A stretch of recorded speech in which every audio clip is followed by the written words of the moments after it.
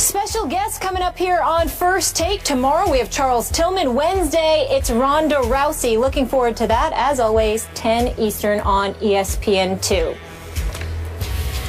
Now, the NFC East, guys. The Cowboys, Giants, and Redskins are all tied at 2-2 for first in the NFC East. And the Eagles, who many picked to win the division, are 1-3. Our former Eagle, Eric Allen, is in the house. Good day. How are you, sir? I'm doing good. Good to see you, as always. You guys too. Better than my Cowboys are doing right now. Yeah, it's all right, though. Well, that's all right. We're going to get into that right now. Please tell us, who is in control of the NFC East now through 4 weeks? Well, the Giants seem like they're in control right now. Yeah, Big Blue. Go Big Blue. Yeah. But yeah, they all have so many issues. You're talking about the running game with the Giants. But Eli's going to throw the ball. Odell Beckham and Randall's coming up. Harris had a really good game. Yeah. Defensively, playing a lot better. But again, when the Giants are the Giants and the Giants are the team that are going to go to the playoffs, they sack the quarterback, and I don't see that right now with the Giants. So there's issues there with this Giants being the Giant football team that represents the NFC in the Super Bowl. I'm not sure if they're going to get there towards the end. Remember, guys, this is just the first quarter, okay? So the first quarter means a lot, but, you know, there's still a lot of football to play. Dallas Cowboys with the injuries, I mean, you talk about Dez, you talk about Romo, you talk about the other day, Lance Dunbar may have an ACL, and that's huge for this football team. But getting Greg Hardy back, Rolando McClain back, and it was a great game last night, and you have to find a way to cover the wheel route, and you have a win. And Dallas Cowboys get that W without Tony Romo and Dez. That's awesome. You talk about the Redskins and the Eagles. My Eagles right now, I saw the big plays. Yeah. But you know what? There are busted coverages in the back end. You can't guarantee a busted coverage every time you're going against the NFC East opponent. You can't do that. The running back is still going side to side to the downhill. Last year at this time, DeMarco Murray had 385 yards rushing. Right now, 75 yards rushing. How are you going to beat somebody with a balanced attack with 75-yard rushing from your $1 million man? You can't do it like that. And still, the offense looks sluggish at times. They look like they don't connect. And at the end of the game, the defense been playing pretty good. Pretty much for the last couple of games. Yeah. They play some zone defense and they get Torp in the middle. Then they go man and get the touchdown to end Pierre Garçon. So there's a lot of issues with this NFC East right now. Right now, the Giants are in control, but I think the Dallas Cowboys will eventually be the winner of the NFC East. And there's going to be one. There's only going to be one team that goes to the playoffs from the East, and it's going to be the Dallas Cowboys when their guys get back. Molly, if you don't mind. Go for it. I may need you to stand up for a second because I might need you to stand next to Skip Bayless because he might fall out of his chair. I'm glad to. Hold what I'm about to say, and he may need somebody to hold him up.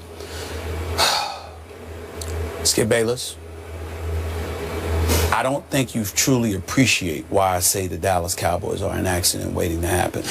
Oh, Lord. The reason why I continuously say they're an accident waiting to happen, Skip Bayless, is because the truth is, Eric's absolutely right. And if the Dallas Cowboys don't have an accident, there's nothing that's going to stop them from taking the division. And I think there's nothing that's going to stop them from getting to at least the NFC Championship game. I happen to think the Dallas Cowboys are that talented. I happen to now believe in Jason Garrett more than I ever did in the past. I happen to now believe in a healthy Tony Romo more than I ever did in the past. I happen to always have believed Des Bryant he's the new Megatron as far as I'm concerned when healthy, because I think that Megatron and those knees, he's going to have to show me something tonight because I just don't believe in it anymore. Not his ability, his health. Whereas Des Bryant, I believe Des Bryant will come back healthy, and once he does that, I think he's going to take off right where he left off. I believe in Rod Marinelli's defense. I know that it was a rookie that got inserted at a split second because of the injury. I get all of that. You understand? So when I look at the Dallas Cowboys, to me, for the first time in about 20 years, I believe that the Dallas Cowboys, legitimately, talent-wise, unlike Chip Kelly, who has a bunch of talent that doesn't fit, I think the Cowboys have talent that does fit if they can stay healthy and stay out of trouble. I think that the Dallas Cowboys, at the very least, will go to the NFC Championship game, which is why, I just finished saying, if healthy, that's what I'm saying, which is why I said accident waiting to happen. Because the only thing you can say about Dallas is that no matter if it's injuries, weed, whatever, something happens that gets in the way. Now, we hope it's not injuries because we don't wish that on anybody. But it just seems to me that the Dallas Cowboys, whether it's because of karma, it's because of Jerry Jones and his interest in the hype machine, even though he's considerably less interested in hype than he was in the past, because now winning is the priority that it should be, even more so. I just look at Dallas and I say, something always goes wrong. But I cannot deny the talent that they have available to them and how if all things came together, they could beat anybody. I just don't believe it will happen. Okay, you realize Romo isn't due back until just before Thanksgiving. It doesn't matter. Okay? It doesn't matter because it's the NFC East, right, and now, nobody will be that far away. Now, you two wide-eyed Cowboy lovers over there. Let me just. We're sane on this Let's be side. objective over here because I'm having to deal with the reality of this. Here's what's about to happen. Your New York Football Giants are about to pull off a 7-game winning streak. They're going to win their next 5 games. Book it. They're going to win their next 5. I know they've got issues, but this schedule says, thank you, God. That's what it says.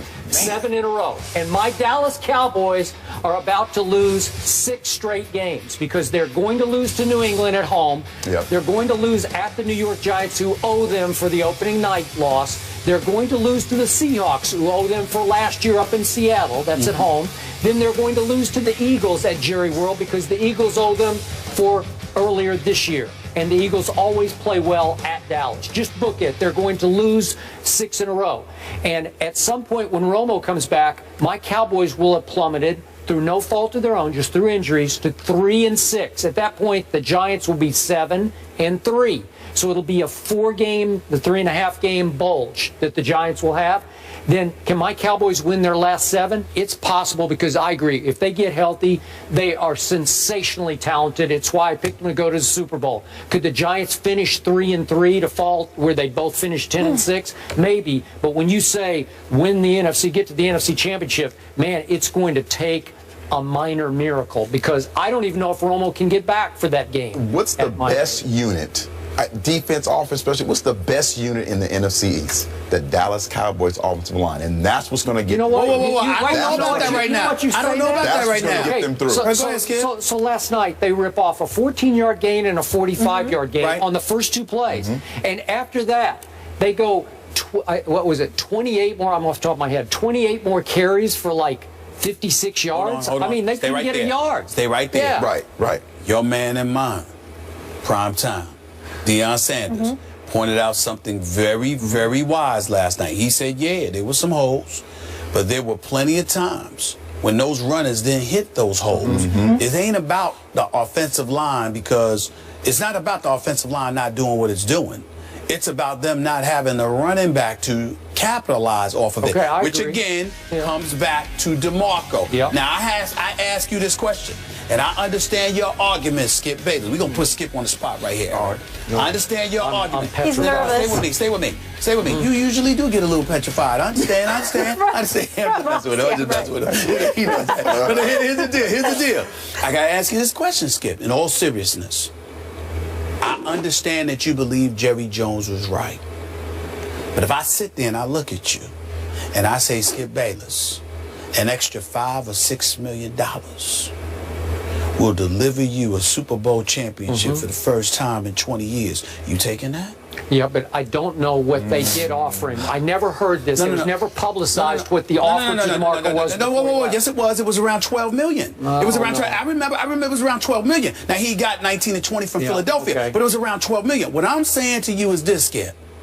If you came up to 18, regardless of how much that may have compromised, considering the 1,845 yards, considering the 449 touches overall last year, considering how it protected Tony Romo, considering how it elevated Jason Witten even more, because then the offensive line looked that much better. You not only had production, you had happiness because guys were good with what was happening. but- You sacrificed all of But that. once Chip Kelly offered an outrageous sum for him to go to Philly, he's like, I gotta go. You gotta go. Yeah. Okay. He had to go. He had to go, Eric, because of the discrepancy compared He to would what do a was do-over over. too right now, though, too. In a discrepancy, you trying to tell me that DeMarco Murray sits there and leaves Dallas with that offensive line because of $1.5 million or something like that? No, he would do a do-over. So that's right what I'm now. saying. Okay, you but, know but that. Jerry was with you about saying. this. They were fearful that he had been used up last year, that he was an accident. They're trying to find the guy. You see that in the numbers in the carries. They're trying to find the guy to help them later on in the season. Maybe it's Kristen Michael. Maybe it's McFadden more. No, come on now. We'll see. Ain't DeMarco. Stop Well, it. they're Stop not. it. They're Stop not. it. Just Well, accept well, it. is DeMarco anymore? No. In Philly, because he doesn't have that offensive line that Chip Kelly side to gave side. away 3 offensive linemen. Yeah, running They gave side to away. side. Come on. You know what I mean? Come on Go now. get the guy. Hermans and Run it Matt downhill. Going. What do you want? You did that. Let him go back to Dallas. He looked just like he looked last year. All right, the last time there were back-to-back division winners in the NFC East, that was 2001 to 2004. It was the Philadelphia Eagles. Eric Allen, thank you so much for being with us. Anytime. We appreciate it. We have breaking news coming out of Miami concerning the future of head coach Joe Philbin. We'll discuss that, fill you in, and react to it after the break. Stay here. This is First Takes.